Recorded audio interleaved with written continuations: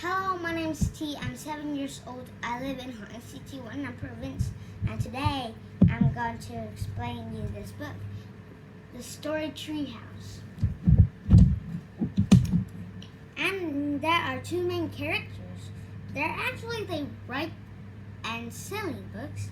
No, the author Andy is the author, and Terry is the illustrator.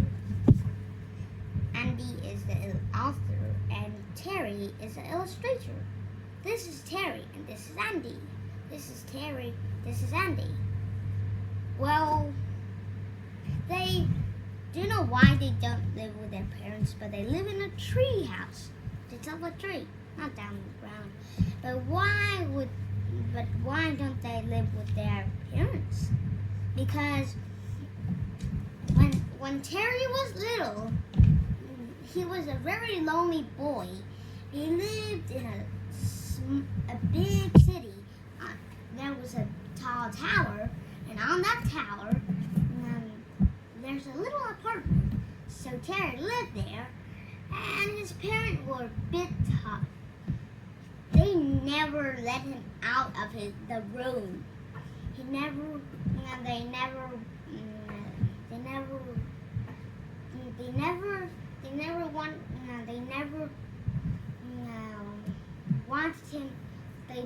allow him to watch TV or play computer games or any exciting other games that you might like as action, like hide and seek, and tag, or horse playing.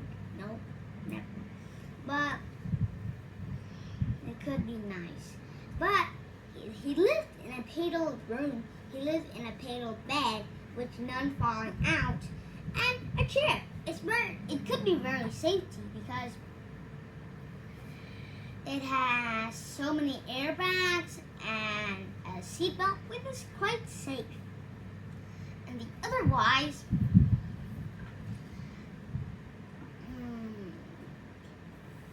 his parents selected some books that they already read them.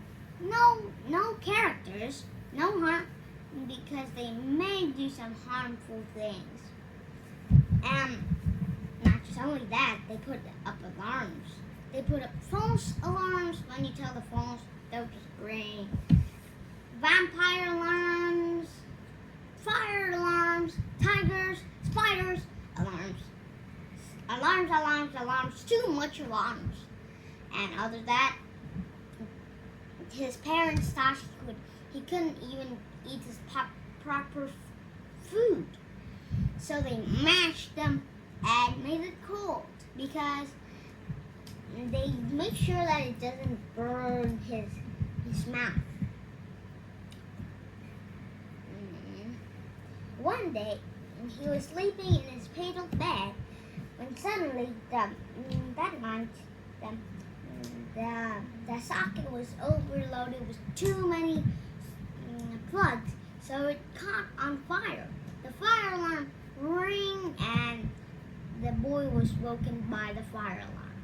He tried to run to the door, but there are fire, smoke in his way.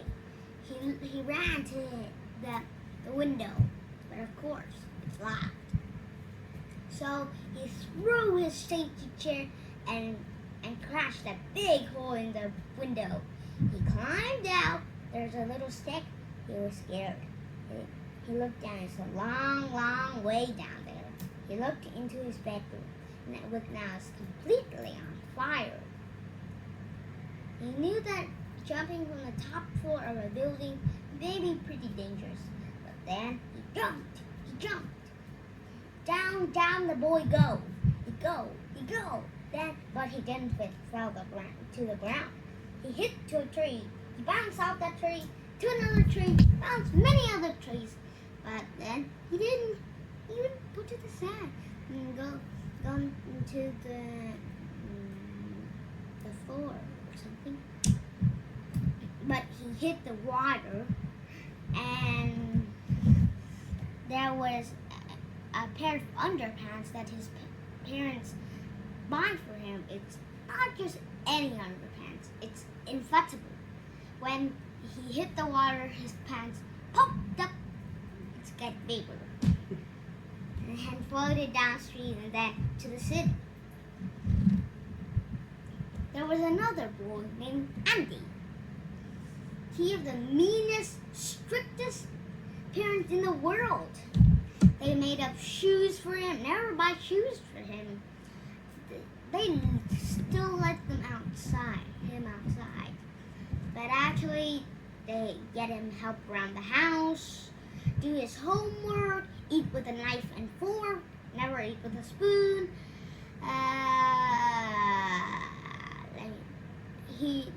They also force him to. They also force boring house rules too.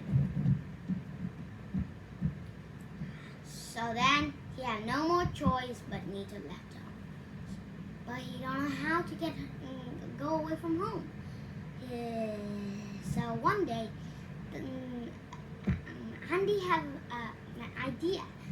When his parents were sleeping, he woke up. He packed all the things he needed, and he was lucky because he can build many shelters and don't need to follow his parents' boring rules. He don't need to go to school. He can wake up whenever he likes. He doesn't need to go to bed early, just like his parents. Don't need to help around his house because he's outside. He can have all the things that he needed, but he's pretty good at building shelters. But the most is he can build a treehouse. So one day he come to a restaurant to borrow some food. He accidentally knocked over a table. The angry server chased him out of the restaurant, bumped to the path, across the street, onto the whole hill. He finally came to a river. He thought it was a lake. He sees some pedal boats shaped like swans for hire, but he didn't have enough money. He didn't have any money to hire one of those. So then he borrowed one instead. So he pedaled, but it's not a lake. He thought it was a lake, but it was not a lake. It was a river. Then he floated out into the sea, then into the ocean. He traveled days and night. One day he saw an island, 2 hills. He pedaled closer, but it wasn't an island. It was a boy wearing an enormous pair of inflatable undies. Undies mean underpants. So he helped the boy onto the pedal boat. There's one more character. Her name is Jill. She loves animals. She can even talk to animals. She can even talk to ants. Just say e. I don't know. And the otherwise, now what happens as it? Sorry. As one she spent every of her free times helping out with animals. She even helped with humans. Humans are animals. Do you believe that? I believe that. So she even helped. She loved animals. She even loved sharks. But the only thing that she was interested was having her own pet. But even her parents were so rich that they wouldn't want to afford one for them. She asked them for a cat. They say too noisy. Then she asked them for a dog. They say too barky. Then they say them for a good nut pig, a tiny little pig. But their parents said too smelly. So because she asked for a pet crab. They say too pinchy. But the things that their parents were interested is having parties with their luxury friends on luxury super yachts. One day they were having a party when Jill was looking in the sea on the deck when she saw a giant fish, and it nearly looked giant. It had mounty old cheese, smells disgusting, and she knew that it was a gazilla. Actually, it was the worst one. She called for her parents for her parents to tell the captain to drive away from the gazilla. Why? Because she knew that it can eat anything in its path. It can eat luxury super yachts. It can eat mates. It can eat submarines. It can eat anything. It can eat anything in its path. Even containers. It's like a dump trash in its belly. Actually, she tried to warn the gazella not to eat her parents' super yacht, but she leaned too far. Then she lost her balance and then falls into the water. She thinks she was shocking that it would be the gazella's next meal, but she was so small that the gazella even didn't notice her. So she was wondering what to do next when she saw an iceberg floating by. She climbed onto the iceberg and saw a tiny little kitten sitting on top of the iceberg. She picked up the cat and cuddled her.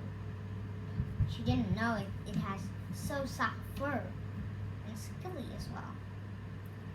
I'm gonna call you Skilly. And not just an ordinary cat now. Terry just made Skilly into a canary. It flies with little wings. With her 12 cats.